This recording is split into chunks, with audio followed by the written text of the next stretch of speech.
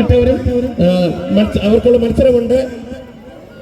കുറുപ്പുറമ്പലുമായി ദാനിയലും PG. കരിപ്പുഴയും എത്തിച്ചേരുക. Fibre വള്ളങ്ങളുടെ മത്സരം ഇതാ. അത് ആദ്യപാദ മത്സരമാണ്. ഒന്നാം ട്രാക്കിലൂടെ പുത്തൻകണ്ടത്തിൽ 16-ാം നമ്പർ വള്ളം ക്ലാസിക് കരിപ്പുഴ ബോട്ട് ക്ലബ് അതിൽ തുടയുന്നു.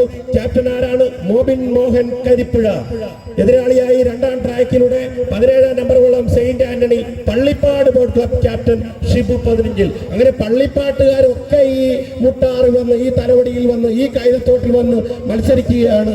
ഫൈബർ വള്ളങ്ങളുടെ കേന്ദ്രം എന്ന് പറയുന്നത് അങ്ങ് തെക്ക് പല്ലനയിലും ഹരിപ്പാടും ഒക്കെ ആണെങ്കിൽ ആ വള്ളങ്ങളൊക്കെ തന്നെ കേരളത്തിലെ ജലോത്സവങ്ങളിൽ നെട്ടായങ്ങളിൽ വന്ന് നമ്മളെ വിറപ്പിക്കാൻ കഴിവുള്ളവരാണ്.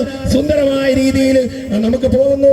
സെയിന്റ് ആന്റണി പുത്തൻകണ്ടത്തിൽ, ഈ പുത്തൻകണ്ടത്തിൽ ഞാൻ ഓർമ്മിക്കുന്നു 39ാം സന്തോഷ് ട്രോഫി ജലോത്സവം തിങ്കളാഴ്ച നടന്നപ്പോൾ, അവിടുത്തെ നാളിൽ നടന്നപ്പോൾ അവിടുത്തെ ജേതാവാണ് പുത്തൻകണ്ടത്തിൽ.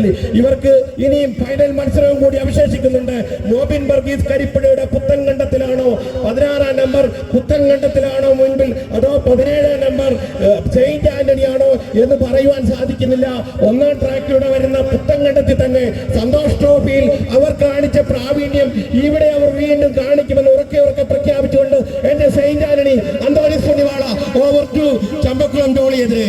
Thank you mister Binoj Thottakkad. Fibre വെപ്പ് വള്ളങ്ങളുടെ ആദ്യപാദ മത്സരം അതേ പ്രദർശനത്തിൽ പുത്തൻകണ്ടത്തിൽ സെന്റ് ആന്റണീസ് തമ്മിൽ 16-ാം നമ്പറും 17-ാം നമ്പരും അതേ പുത്തൻകണ്ടത്തിൽ മോഹൻ കരിപ്പുഴ ക്ലാസിക് കരിപ്പുഴ ബോൾ ക്ലബിന്റെ നേതൃത്വത്തിൽ ഷിബു 15 നേതൃത്വത്തിൽ പള്ളിപ്പാട് ബോൾ ക്ലബിന്റെ സെന്റ് ആന്റണീസും തമ്മിൽ ഫൈബർ വെപ്പ് വള്ളങ്ങളില് വളരെ മനോഹരമായി ഏതാണ്ട് 12-13 തുഴച്ചിക്കാരും അമരക്കാരുമായി കടന്നു പോകുകയാണ്. മനോഹരമായ വെപ്പ്